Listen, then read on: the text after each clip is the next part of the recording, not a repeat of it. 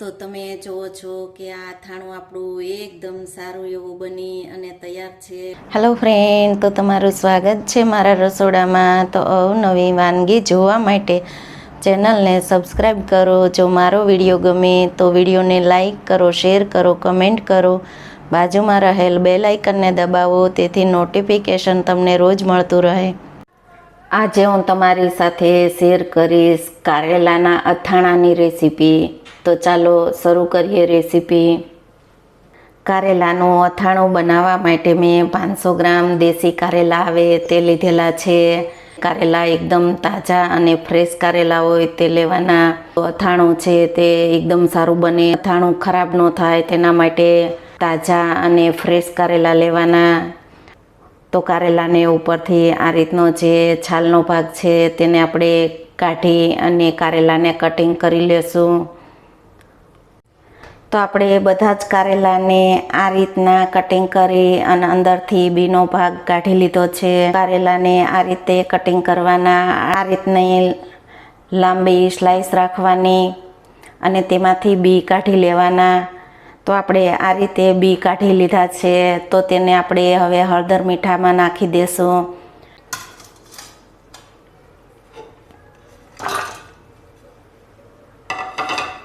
કારેલાને હળદર મીઠાવાળા કરવા માટે મેં 3 ચમચી જે આખું મીઠું આવે તે લીધેલું છે. તો આપણે આખા મીઠાનો ઉપયોગ કરશું. 1 ચમચી હળદર પાવડર. આપણે આને મિક્સ કરી લેશું. તો આપણે 2 કલાક અને રેસ્ટ આપી દેશું, તેથી મીઠાનું પાણી થઈ જાય. 2 કલાક ઢાંકી અને રેસ્ટ આપી દેશું. 2 કલાક થઈ ગઈ છે. તો તમે જુઓ છો કે આપણે જે આ જાડું મીઠું નાખેલું છે તેનું પાણી થઈ ગયું છે અને 2 કલાક થઈ ગઈ છે. તો કારેલામાંથી આપણે પાણી કાઢી રૂમ ટેમ્પરેચર ઉપર આપણે કોરા થવા રાખી દેશું. કારેલામાંથી પાણી સુકાઈ જાય અને કારેલા કોરા થઈ જાય ત્યાં સુધી આપણે 2 થી 3 કલાક કારેલાને રૂમ ટેમ્પરેચર ઉપર આપણે કોરા કરવા રાખી દેશું. બોળો વઘારવા માટે આપણે પહેલાં તેલને ગરમ કરી લેશું.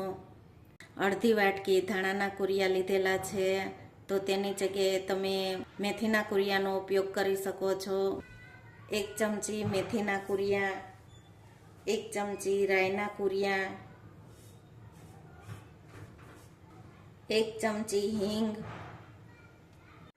1 ચમચી આપણે મીઠું એડ કરશું, 1 ચમચી મરી. તેલ ગરમ થઈ ગયું છે તો આપણે આ બોળાને વઘાર કરી લેશું.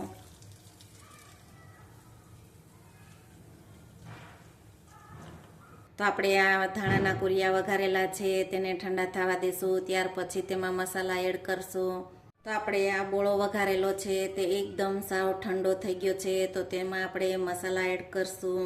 તો 1 ચમચી વરિયાળી, 1 ચપટી હળદર પાવડર, કાશ્મીરી લાલ મરચું પાવડર, 1 ચમચી ગોળ લીધેલો છે. તો ગોળ છે તે ઓપ્શનલ છે, તો તેને તમે સ્કીપ કરી શકો છો. આપણે આ 1 ચમચી ગોળને એડ કરશું. આ બોળાને પેલા સારી રીતે મિક્સ કરી લેશું. બોળાને મિક્સ કરી લીધા છે. આપણે કારેલાને તેમાં મિક્સ કરી લેશું.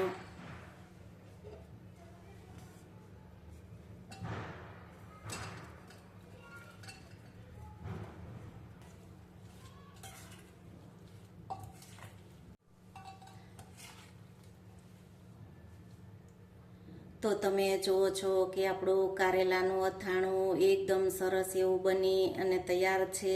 કાચની બોટલમાં ભરી અને તેને સ્ટોર કરશું. આ રીતે તમે અથાણું બનાવશો તો મહિનાઓ સુધી અથાણું સારું રહેશે. અથાણું આ રીતે કાચની બોટલમાં ભરી અને સ્ટોર કરશું તો મહિનાઓ સુધી અથાણું સારું રહેશે અને ખરાબ જરાય નહીં થાય.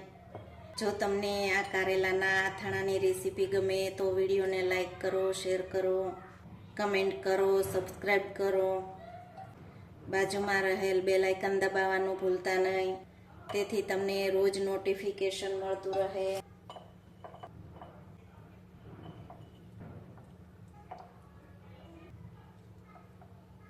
તો તમે જુઓ છો કે આ અથાણું આપણું એકદમ સારું એવું બની અને તૈયાર છે.